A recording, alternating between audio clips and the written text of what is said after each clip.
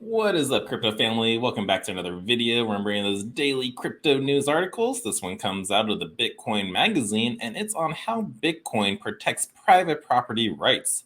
Now, Bitcoin protects private property for its users due to its theft-proof design, its use of decentralized nodes, and immutable public ledger. So let's go over this article. We're going to continue our conversation of Bitcoin's role in humanitarianism, this time in the realm of private property rights. But before we talk about that, we need to understand why private property is so important. One of the biggest drivers of the economic growth and higher standards of living is private property rights.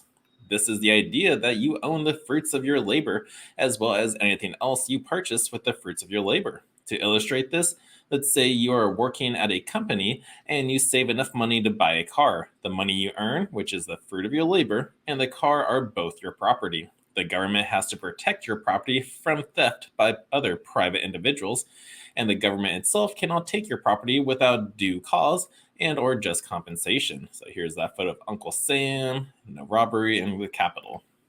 But private property rights are important because they incentivize productivity. People are disincentivized to work if the money they earn or the stuff they buy can be confiscated without warning or compensation. So yeah, why can't Uncle Sam just go seize my house is gone?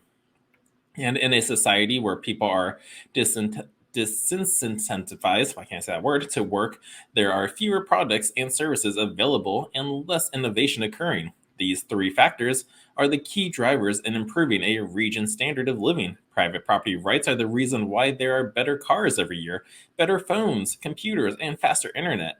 But property rights don't exist naturally. They have to be enforced by a government that punishes people for stealing other people's property as well as not encroaching on its own citizens' property. And unfortunately, many countries around the world do not have a government that does this. Yeah, for example, we got China.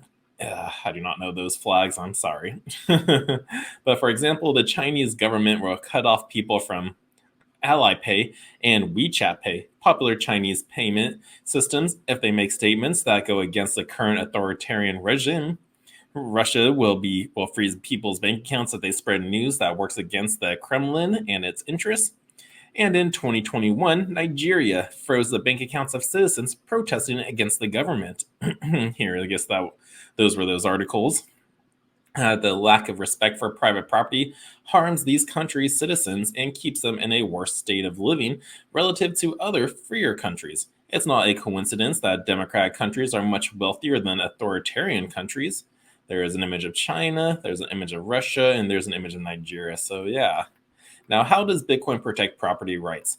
Bitcoin's blockchain, by design, makes it impossible for private and public actors to take control of someone else's money. The blockchain is immune to theft and unitary control because it is a decentralized system. The blockchain is spread across a network of computers called nodes, and to control the blockchain, you would have to control at least 50% of the nodes in the network. This is a virtually impossibility because the amount of energy and resources needed to control 51% of the network would be insurmountable, and any practical measure today. The blockchain has stood the test of time, and that 51% of it has yet to remain under the control of a single actor. And as the number of nodes grows, this becomes less and less likely to happen. Citizens under authoritarian government do not have to worry about the government stealing their Bitcoin, nor do they have to rely on inept failing governments to protect their property. For millions of people around the world, Bitcoin is the first chance to practice self-sovereignty over their own money. Their money is under their control, and they don't have to worry about anyone stealing it because it is helping them preserve the human right to private property. This is a guest post by CB Syrian. Opinions expressed are entirely their own and do not necessarily reflect those of BTC Inc. or Bitcoin Magazine or the Crypto Sherpa, but I do agree with what he's saying. Like, this gives you, Bitcoin gives you the freedom to be in control of your own private property. We are protected by public ledger, which is truly decentralized. It is pretty much impossible to take over 50% of the Bitcoin. And as more people adopt Bitcoin, start running their own nodes in their house because they want to be a part of it, it makes it less and less likely for anyone to ever be able to hack the Bitcoin network, thus giving people protective rights over their property. So yeah, very good article, very interesting. Gives you, definitely gave you an educational look on property rights and like why we have them in the first place. And yeah, and it just really does show that Bitcoin gives you the opportunity to do that yourself without having a government enforce them for you. Just again, since you're in control, you got to take care of the security behind it. Don't just leave them on a centralized exchange because you're trusting a third party. Don't write your seed, take a photo of your seed phrase or private keys and leave them on a computer because there are hackers who can steal those, and that's what gives you access to your crypto on your blockchain. So it's like you got to take part. You're the ones now responsible to protect your private assets. So yeah, this article really does show that kind of, but yeah, it was a good article. I thought so. So that's why I wanted to share it with you guys. So if you guys liked it too, hit that thumbs up, subscribe to the channel so you don't miss a beat. And until next time, the Crypto Sherpa is out.